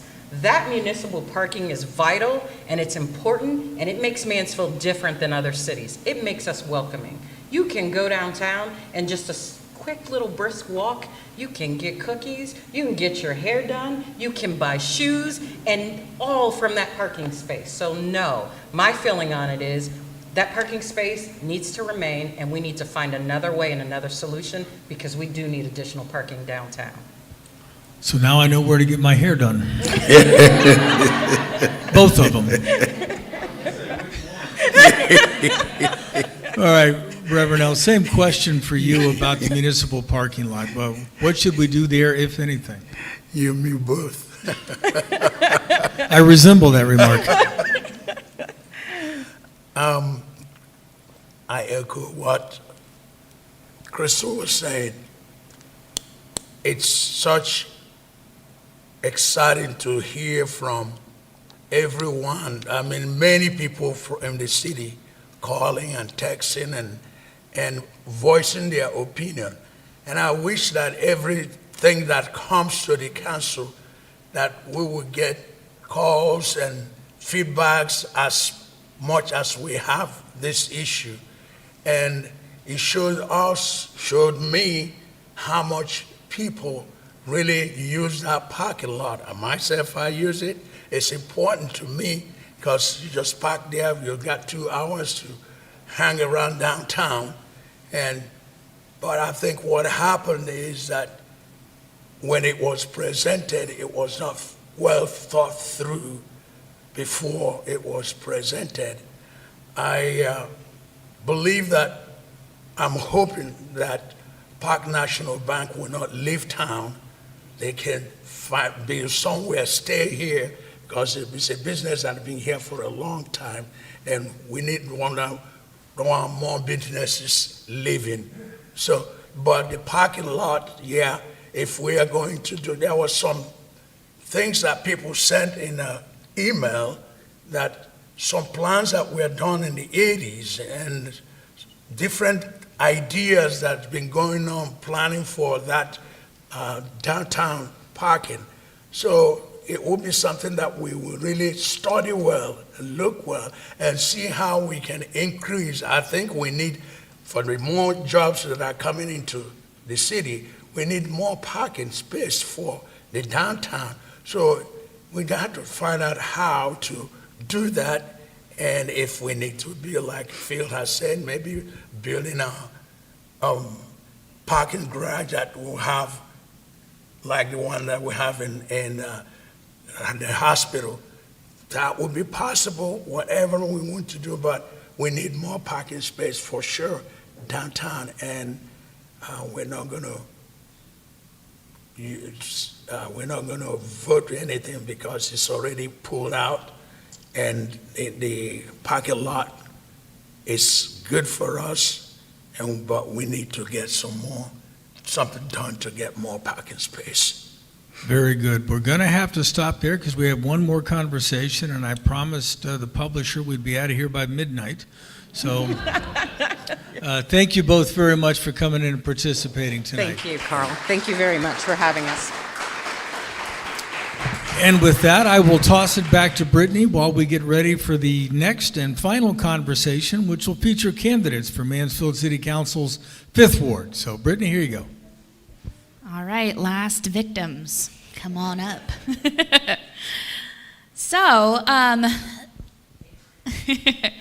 couple things I wanted to mention. Tonight's candidate conversations are actually not the only ones that we're hosting this year. We will be hosting a candidate conversation event in the Valley on next Wednesday, October 22nd. So Belleville and Butler voters, if you care about that, go ahead and attend that one. And that's going to be at St. Lutheran, right, Katie? Yep. Thank you for that. And then the day after that, if there are any viewers from the Knox County area, and specifically Mount Vernon, on October 23rd at the Woodward, we're going to have another candidate conversation for Mount Vernon City Council candidates. So lots of candidate conversations this year, not just here in Mansfield. We would love to see rooms just as packed as this one. Thank you very much. Joining me now are the two candidates to represent the 5th Ward on Mansfield City Council, Independent Aurelio Diaz and Democrat Joetta Magruder Polk. Thank you both for being here tonight. Hi, thanks for having us. And for waiting so patiently as I meandered through these questions. Aurelio, seeking his 2nd term on council, was first elected in 2021. This is Joetta's first try for City Council. I do have a series of questions, and as we did earlier, we will take turns so you both get a chance to go first. Let's start by telling us about yourselves, why you'd like to be elected to represent the 5th Ward, and Aurelio, we'll start with you. Thank you very much. It's good to be here. Joetta, we're both singers, so we might do a duet here pretty soon. Well, all right. Wait, can it be a trio? Some of you have heard me sing, so that's not a good thing. Sorry, go ahead. Well, I'm glad to be here. My name is Aurelio Diaz. I'm currently serving Ward 5. I'm a Texas native. Moved here when I was 3 years old. I'm a graduate from the original senior high building in 1995, so I am middle-aged and feeling it. After high school, I moved to Columbus and I wanted to pursue a music career. That was my passion, and it still is. But when I came back here in the early 2000s, I was in the same situation that many people my age were at that time, and that was We kind of came back to our community with our tails between our legs, but we're gonna make the best of it, as bad as that sound. And we did. I feel at that time it was the creatives living downtown that really had to focus on downtown. I was living in a really cool one-bedroom apartment, but at that time we were having a lot of safety issues. People break into our cars, and I was always told, call your city council person. And when I did back then, never return my phone calls or emails respectfully. And so, as it was stated earlier, I was always used to seeing elected officials when it was time for re-election. And so when I decided to pursue local government, politics aren't even my passion. I don't even watch political news, honestly. But I wanted to redefine what local government was, and that was to treat it more as outreach and advocacy, and using my passions and my career expertise as that. So I'm currently a case manager coordinator, care coordinator for Ohio Rise, supporting youth with a variety of needs. I'm the owner of La Luna. It's a venue where we dovetail human services with the arts for people all abilities, art exhibitions, dance classes, anything. During my first term, first of all, I went too fast. A lot of the things I've seen continue to be major issues of concern, but I've learned that any type of change that we've seen, it wasn't because of myself as a sole leader, it was through forging strong relationships with our constituents, with the residents, with the businesses, with our faith-based community. We have 18 churches in our ward, including the Islamic Society of Mansfield. It takes all these folks to come together to make changes that we're seeing in places like Liberty Park.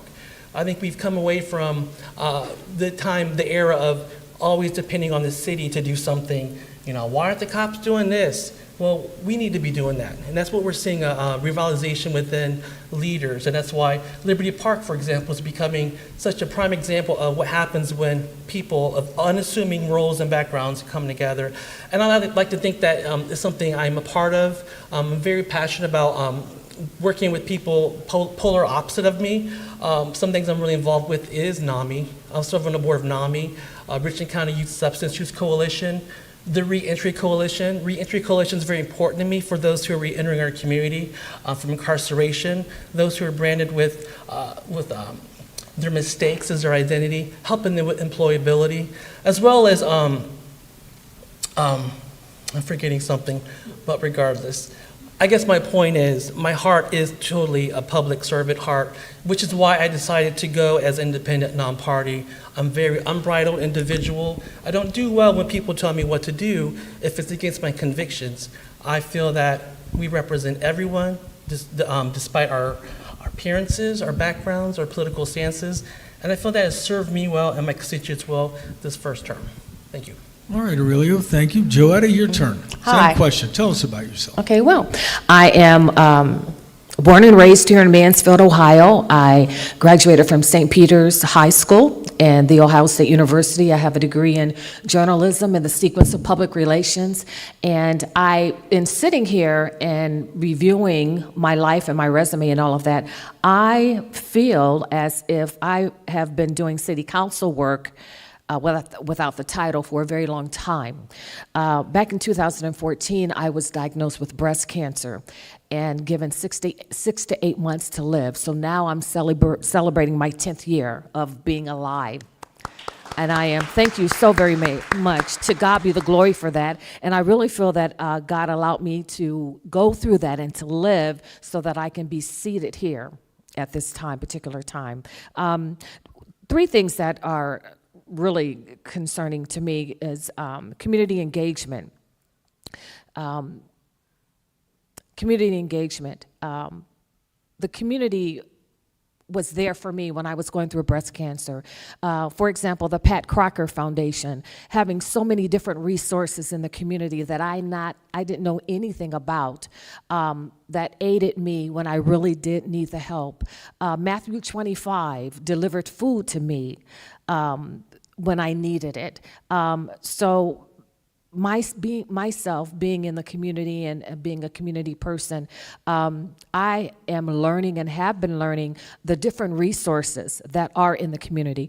I was hired by Mansfield Senior High through a contract a few years back to work with the freshmen bringing the parents and the teachers together, and it was very successful. Unfortunately, that contract ended because of funding, no more funds.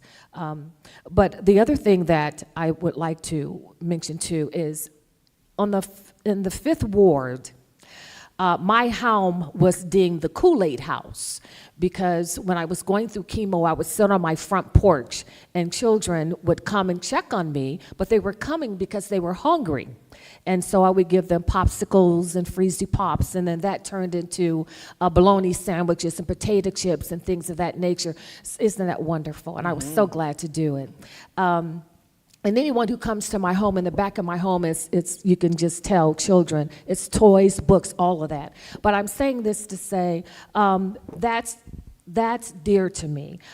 When I am in my car in the morning and I see children standing there shivering because they don't have a coat, you know, I just feel that it's my responsibility to do something on behalf of the children that are in the community and in that state. Also seniors, because I'm 63 and I feel, don't let the gray hair fool you. Okay, thank you, thank you. But seniors and reaching out to our seniors, I think is very important. And also neighborhood safety, Neighborhood Watch. Yes, Neighborhood Watch should be in every community, but particularly in the 5th Ward, where one morning I sat in my car and I saw a man just going through each car, trying to get into each car on the street. We live in perilous times and in very dangerous times. In reference to Neighborhood Watch, I would like to bring resources, have the police come, of course, and talk about safety, but have children's services come and talk about the protection of children and bringing those resources to our community. And that's so many different reasons as to why I'm running. Very good. Thank you. All right, Joetta, we'll start with you this time. In a recent interview that I read with the Maysville News Journal, you said you wanted to be a voice for families, neighbors, children, and seniors on the North End. You said, quote, "It's almost as if the needs we have for the North End have been kept quiet and no one's been doing anything about it." What did you mean by that, and how specifically will you do things differently if you're elected to represent the 5th Ward? Well, just like I said, there are so many needs in the community, and I said that because from what I saw and from what I observed, it would appear as if no one is doing anything about it. Children, again, knocking on my door because they're hungry. Children that I see on the street getting on school buses because they don't have coats to put on. Something needs to be done about that. We have seniors that no one checks on in the community. They have no idea of what resources, like through Area on Aging, that are available to them. No one's checking on our seniors. I don't know what's wrong with this seat, but people seem to lose their voice. I can't afford that. But anyway, thank you, dear heart. Something needs to be done. Something needs to be done about that. And the other part of that question? Basically, I was looking for specifics about things you would do to address the needs that you had mentioned about needs being kept quiet. So I'm looking for specific things you'd like to do. Specific things that I would like to do as city council person, bringing these issues to city council to see what can be done. One of the things I notice, particularly in the summertime, in the 5th Ward, you have a group or a family, different families, they come, and they have 6 or 7 children, and they're there for the summer, but when the summer ends and school is about to go in, you know, they leave, and then they leave the homes that they lived in disarray. I mean, the homes are just totally tore up. And so I think city council should be made aware of that, and something should be done about that.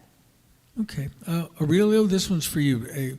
You alluded to it a little bit ago. You were elected in 2021 as a Democrat. Several months later, you announced your decision to become an independent. What prompted that decision? How has it worked for you? And how will it impact a second term if you're reelected for city council? I think it has worked out perfectly. When I was running city council, and when I attempted to run for council president in 2019, I had no idea what I was doing. I just know that they reached out to me and said, hey, run for this. I should have done the homework, and I didn't win that election. My intent was to run for Ward 5 because that's where I live at. When I was campaigning in 2019 and 2021, I was very open and very vocal about don't vote for me and don't vote for my opponent because of our party affiliation, because that goes nowhere locally. I grew up in a household where we were taught, vote blue. If someone looks like you, vote for them. That to me left no room for questions. And I learned that while in a party, respectfully, that when I was told to not collaborate, not to build bridges, not to interact with constituents different than you. That to me is when I decided I don't want to be part of an organization or group where I can't ask questions. I tell myself, I don't need to go to church, have a home church to pray and have a relationship with God, like I don't need to be in a party to still advocate and do what's right for people. I think it's served my ward really well. Before, when I was signing my petition to run for Ward 5, you're real limited. Here, I have to get this party's signatures. This time around, I got signatures from all parties, red, blue, independent, in record time. And it's nice this time around as I'm campaigning and I have 8 more streets to go before I'm completed in my ward to have so much positive reception from everyone because they know that I am there for them. And I've got a lot of backlash from it too, but overall it's been a good thing. I wish that we had the luxury as city council members to campaign as school board members, where we don't have to have those political letters behind us because it forces the resident to do their homework and do their research, study their character and their work ethic, and everything else should go out the window. And I feel like that's where I've always been as an individual. It's been very eye-opening, and I feel like it's helped me be a better leader. It's helped me put a lot of my own biases on the back burner, and it's something I would encourage a lot of people to do, and I don't regret it. Thank you very much, Aurelio. We'll start with you this time. Talk about some specific priorities if you're elected, and I want you to put it or phrase it or frame it while thinking about the city's budget. Mm-hmm. It's easy to say we need to do this, we need to do that, but in a city that has a finite amount of money, how do you help prioritize how that limited amount of money is going to be spent? And Aurelio, we'll start with you. I would say, I tell people my least favorite part of being in city council elected official is being in the meetings and talking about finances, because I'm not a numbers person. But then I learned very quickly how that really impacts everyone. We all know about the ARPA funds, and I got on city council when most of them were gone, and I would have liked to have some say in how that was distributed. But my goal, and what I think I do really well, is gathering the perspectives and the ideas and the concerns of everyone in my ward and the neighboring wards, and I pinpoint what are the true issues. Yes, I am for beautification. Yes, I am for the revitalization of Mansfield. I'm part of Mansfield Rising, of course I am, but I'm also about people first.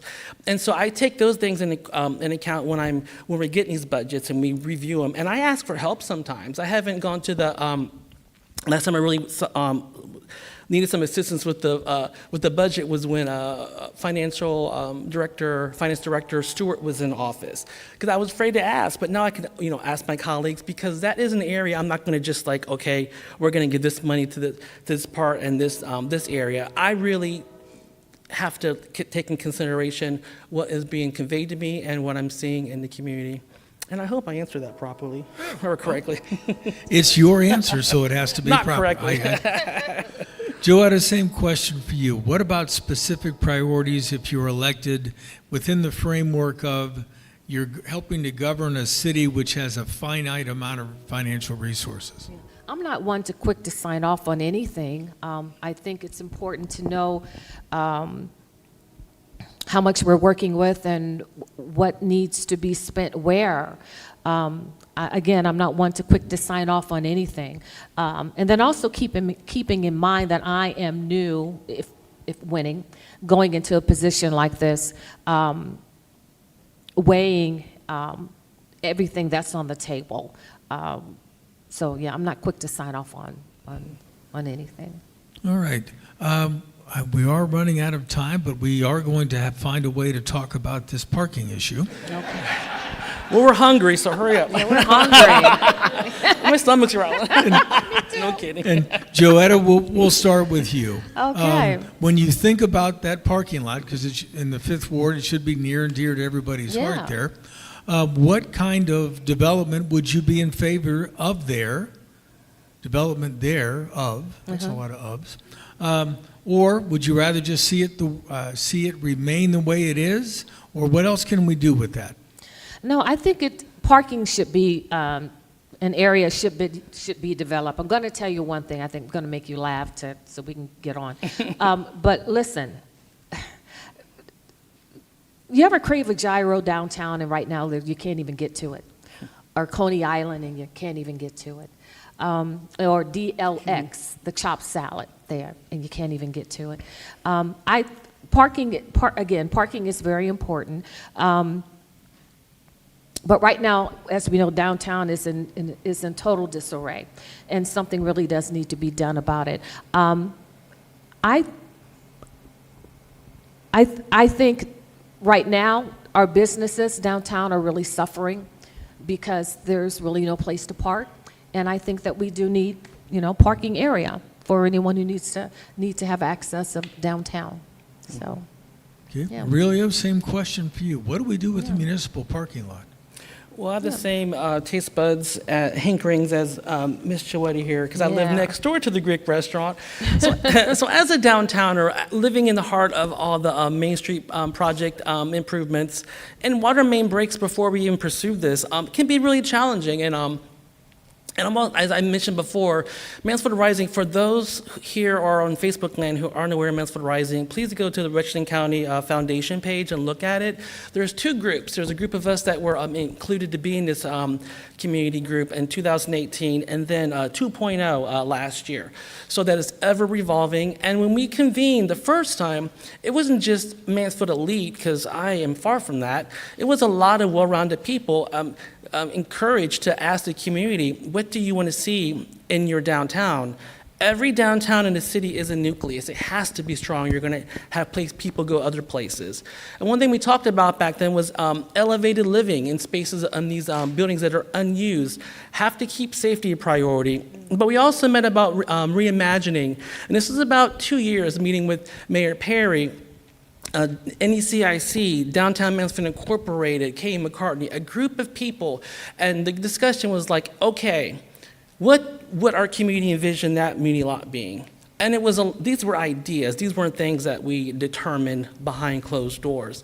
And one thing I want to see coming out of those conversations is, I think parking is crucial. As a downtowner, as someone who has a commercial building, as someone who goes to the monthly merchants every single month and knows what the small businesses need, knowing that they're hurting, we need parking. And I think if we were to do anything with that parking lot, me coming from a human services stance, and feeling like I am someone on the front lines of homelessness and youth violence prevention, I want to see things that are going to benefit all of us. Maybe multi-level course parking, boutique.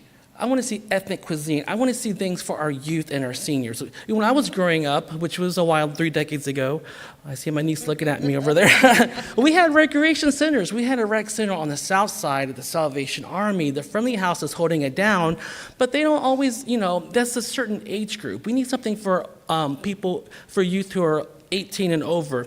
And our seniors, as Ms. Joetta pointed out, is a group that we are overlooking, not just in terms of housing, but like socialization is huge. And that's the reason why I did a lot of these Dance in the Park programs for seniors and youth. But I want to see something, if it occurs in the media lot, that is something that we're all going to be taking advantage of, but we need to have parking. So yeah, that's what I see. All right, we are going to stop it there because the witching hour is growing near. My thanks to both of you being here tonight. But before I toss it back to Brittany, allow this old local politics and government journalist a moment to step on my soapbox for just a second. None of this is aimed at you because everybody here votes. God bless. There might be some people online who don't. I covered my first local election in Guernsey County, Ohio, 46 years ago, while I was still a student at The Ohio University. You may not know where Guernsey County is. That's okay. Most people don't. But none of what we're doing here tonight means anything if people don't get out and vote. My fever dream is to one day cover an election in which every single eligible voter participates. I got to tell you, there's times over the years I feel like Don Quixote tilting in windmills, but I'm always going to urge voter participation. I'm reminded of what Benjamin Franklin said at the conclusion of the United States Constitutional Convention in 1787, and no, I didn't cover that.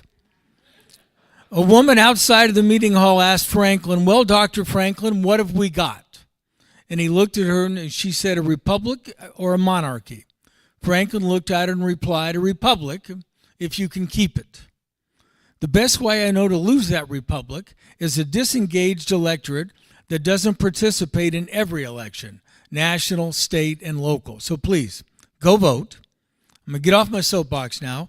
Thank you all for indulging me, and Brittany, it's all yours. Thanks, everybody. It's a good soapbox, Carl.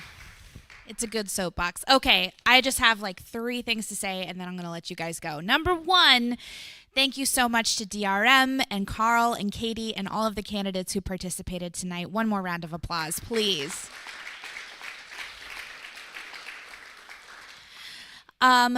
Again, richlandsource.com/elections if you would like to continue reading all of our wonderful election coverage. Code VOTE25, VOTE25, if new members would like to get 25% off on any of our existing membership plans. Build a Better Village is happening this Monday, October 20th at Buckeye Imagination Museum. Then next week on October 22nd, next Wednesday, candidate conversations in the Valley. Then Thursday, candidate conversations in Mount Vernon. Stay engaged. Please vote. Cast an informed vote. Have a good night, guys.